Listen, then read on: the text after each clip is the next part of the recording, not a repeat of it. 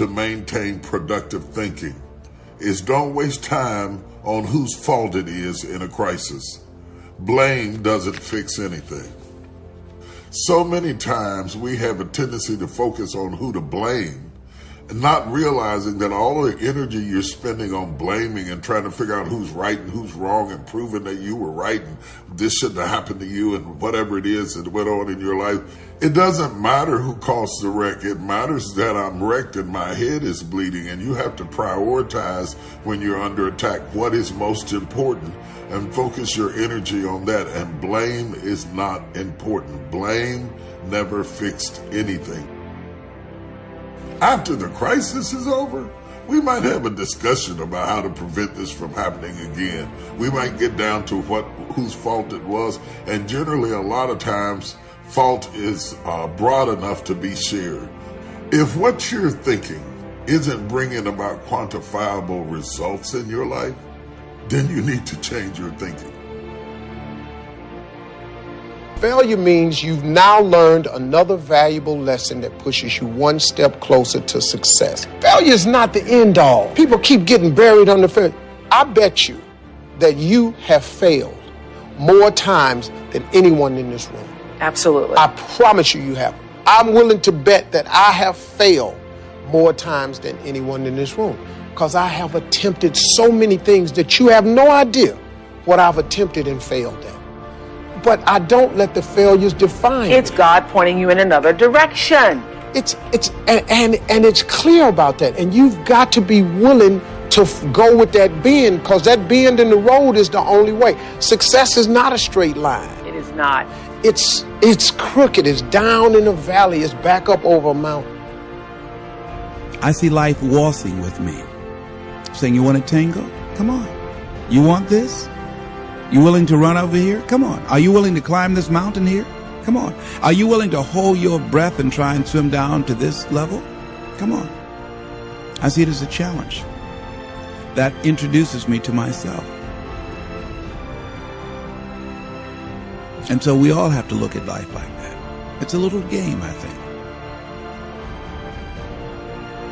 Some people don't know that they're not moving forward because they never measure their life. They never measure their life. So they don't know that they're not going forward. They just know that they got the pedal to the metal, and they just know that they get up every morning, but they don't notice that that Tuesday looks like Monday, and that Thursday looks like Wednesday, and that Friday looks like Thursday, and every day is basically repetitions of the same thing. You need to have measurements by goals of where you want to go in your life. I'm talking about development as a person as well. Whatever the goal is, development as a Christian, development as a believer, development as a father. Do you have a goal for all of the titles that you wear? If you don't, you might not notice that you're not growing, you're not going anywhere, and it might be that you haven't defeated worry. Some people just go over and over the problem. I can't believe it. I can't believe this happened to me. I can't believe my son ran away. I can't believe I got a child in jail. And over and over again, what did I do wrong? I thought I was the best mother I knew. You're just going over and over, skim over the problem, and let's start focusing on being solution-oriented.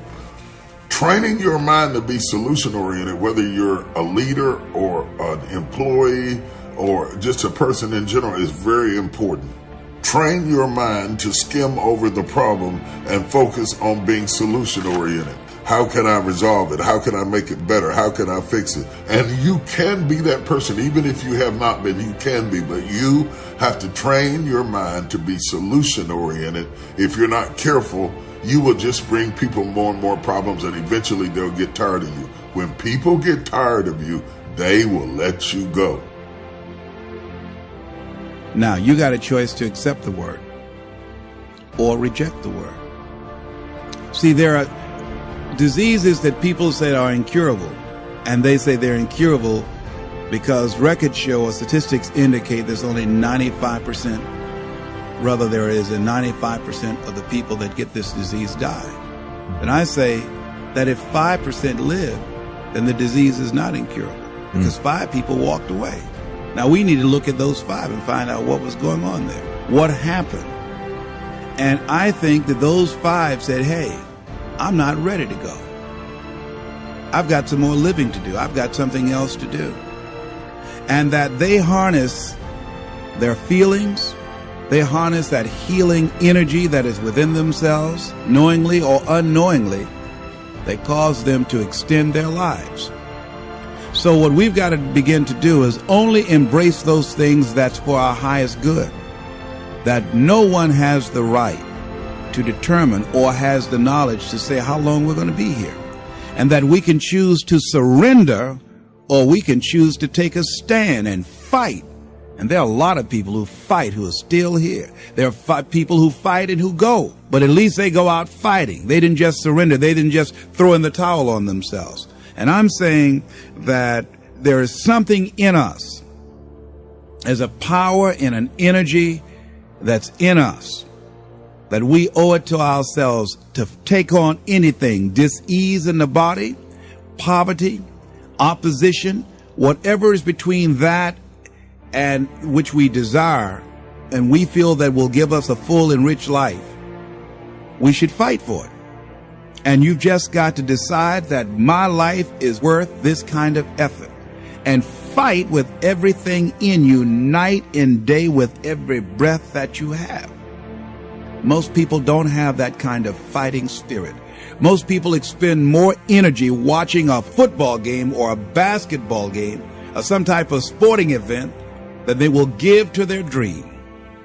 They'll spend more time talking about what happened on television in some soap opera, some spectacular entertainment event, stress-relieving activity, than focusing on the possibilities for their own lives. They don't get that excited about themselves and their own potential for greatness.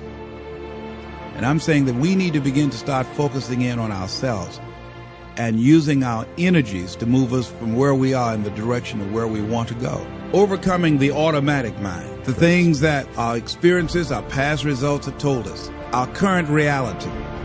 Beginning to know that this is not it. That we are always involved in either creating reality or buying into the reality that we see. So if we begin to learn how not to judge according to appearances, as we begin to, with everything in us, tenaciously to pull down the strongholds on our minds and do maintenance work to make sure that those negative thoughts and that automatic mind doesn't creep in on us again, so we're worrying about or beginning to only focus on and see the obstacles and the limitations as opposed to the solutions or the possibilities.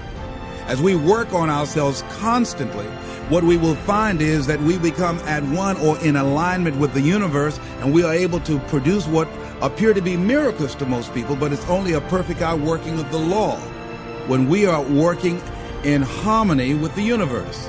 And so the key to it is beginning to continue to have a vision of what you want to create, of constantly working with your feelings and your energy, keeping it positive, and engaging in actions and having things where the pictures, scriptures, music, friends, relationships, goals that challenge you and feed into you and create this new reality for yourself. Because as you continue to hold that in focus, as you continue to charge that with words and sell yourself on your having it, acting as if it already is, when you finally get that feeling, hit that level of consciousness, it will manifest. So when I hear people where their reaction is to bitch about a problem, like you and I were talking. You being Hispanic is working against you. Jason, you being an African American, it's working against you. Like, you're going to have to go uphill. But now what? You're going to sit and complain about it? Because it won't help you, right? So if you have a goal, it's like, it does suck that women have to work harder to get to the same place that as a white male in America that I have to get to. But if it is true, if we're all going to accept that it's true, we can all sit there and go, we need to focus on the systems. Fair enough, and I'm glad that some people do that. The other option, though, is to say, well, I completely control me. And the one thing I will tell any human being alive right now, there is always room for the best. And once you're able, through your skills that have utility, to move somebody else closer to their goal, you will become a hot commodity, no matter what. No matter what! Okay? Think about the scientists. What were the scientists after World War II? Right before they were scientists for us, they were Nazis. But we were way happy to let go of that because they had crazy skills that we needed, right? So really what it comes down to is, what are your skills? Like if you've got skills that can be used to build something beautiful, to do something wonderful to the world, to help people move towards their goals, that will excite the masses because they want that thing that you're going to create, that it's going to improve people's lives. But only thing that mattered in all of that was you got really good at something. And somewhere along the way, we lost that the punchline is, no matter what you do to the system, you, as an individual, need to get extraordinary at something. And so my encouragement to people is, go get extraordinary. Like, don't worry about whether the system is broken or not. We built Quest, $1 billion company, in less than 5 years coming out of the Great Recession.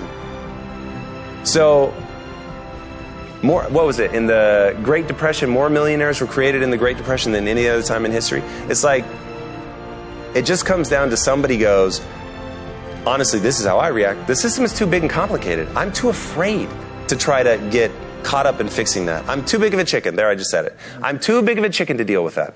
But I can deal with myself. I can go get extraordinary, right?